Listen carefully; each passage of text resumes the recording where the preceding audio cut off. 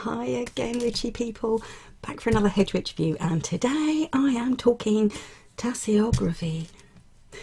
Sound posh. I'm talking tea leaf reading, and it doesn't have to be tea leaf either. Coffee grounds, herb remnants, anything like that that you've had from a drink. You know, it's whatever you've drunk out of that vessel that you've used. Now, some people call it the cup of destiny. That's right, I need coffee. You can even use a mug. I actually once knew a woman who used to read, we live in the south of England, so we have very hard water. And she used to read lime scale left in the cup. So you can do it with anything, really. But what you do need is a cup and possibly some kind of plate or saucer. Now, I do have a tasseography cup. It is the most inconvenient cup you can think of because of this lovely fluted rim. Does not make things easy. But these are for specific, so where certain things end up in the cup depends on, you know, what they mean. But you don't have to make it this complicated, and to be honest, I don't make it this complicated. So what you do is you make your drink in a cup or a mug or anything really. I mean, my daughter drinks infusions, cold infusions, so you can even use that, you know, you can do it in a glass. The only thing I would say is be careful of, if you're using coffee grounds or tea leaves, don't use a dark coloured cup because you won't see the grounds inside a dark coloured cup. So a light coloured cup is better.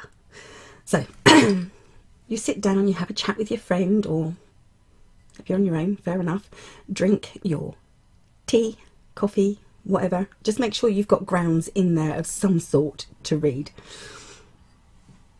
When you finish and you've got that tiny bit left in the bottom, you always need a little bit left in the bottom. You can't fill the cup. Do you really want to when it's got coffee grounds or whatever in the bottom? You don't want to drink those. So you swirl it with your left hand anti-clockwise 3 times. So you go, oh, 1, 2, 3, and then you tip the cup upside down on the saucer.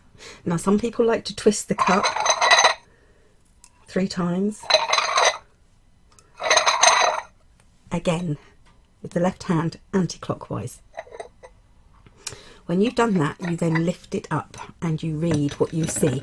Now, I'm not going to give you a list of symbols and what they mean, because there are books on this, there are probably websites on this, and sometimes people like to use their own initiative and their own intuition.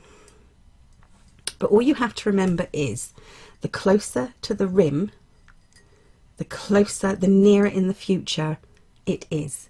So the deeper down into the cup, the further away it is in time. Soon, later. That's it. If you can't see anything in the cup and it's just a mash of just leaves, look again. You really can pick out, it's like cloud watching. You can always pick out some picture or a squiggle or a line, or sometimes it's even the gap between the tea leaves that makes you see. Last time I did my own, it was a coffee ground reading actually, I saw a mouse and a mountain. So that's how easy it is for, I'm going to call it cup reading. But like I said, you don't need a cup and a saucer. You can use a mug. I said preferably if you're using coffee grounds or tea leaves and herbs and stuff, use a light coloured cup. It's easier to see. And you do exactly the same. When you finish, leave a little bit of your dregs in the bottom here. Swirl it 3 times, turn it upside down onto a plate. You can also use the plate or the saucer. As you can see, this one has all the signs of the zodiac around it. This you can also use, but like I said, it gets very complicated, and it's not very hedge witchy actually. It's hedge witchy to kind of just, you know, you use your your dregs and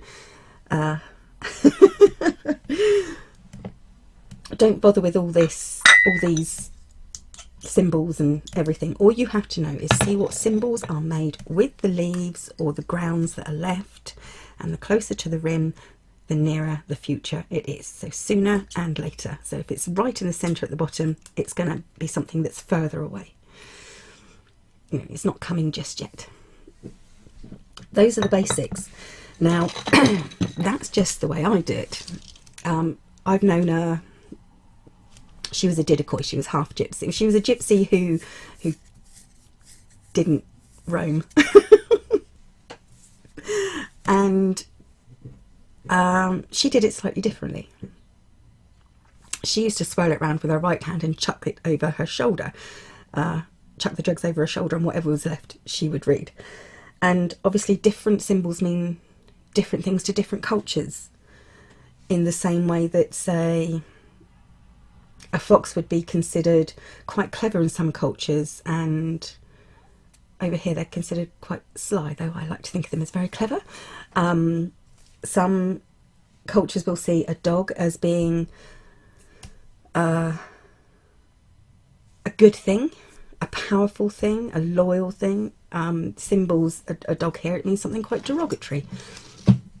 So you have to kind of, like, once again, look into your own culture, background, beliefs, and draw from that what you see. But the actual basics of Cup of Destiny is simple. It is so simple.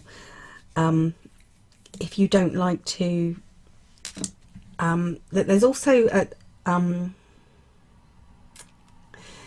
a thing where if you swirl it round, you can, the way you tip the cup, if you tip it one way, it means one thing. If you tip it another way, it means another thing. And I think it's, if you tip it away from you, it's what's going to happen to someone close to you. And if you tip it towards you when you're turning it over, it can mean something that's going to happen personally to you. It can also mean things that are coming to you or things that you're losing, depending on which way you tip it. So look into it a bit more. Like I said, this is simply the absolute basics, and have a bit of fun. It is good fun. It's trying. It's a. If you get a group of people and you all drink tea, and when you've finished with your coffee grounds or your tea leaves or whatever, and then you share the cup between a few people and look at the different things they can see, the different things they pick out. You may not be able to see something that someone else does, or something may seem like a certain shape or figure to you that looks completely different to someone else. There you go. The very, very basics of reading your cup, reading your destiny in a cup. There you go. Destiny in a cup, HedgeWitch view. Thank you for watching, witchy people. I'll be back soon. Bye for now.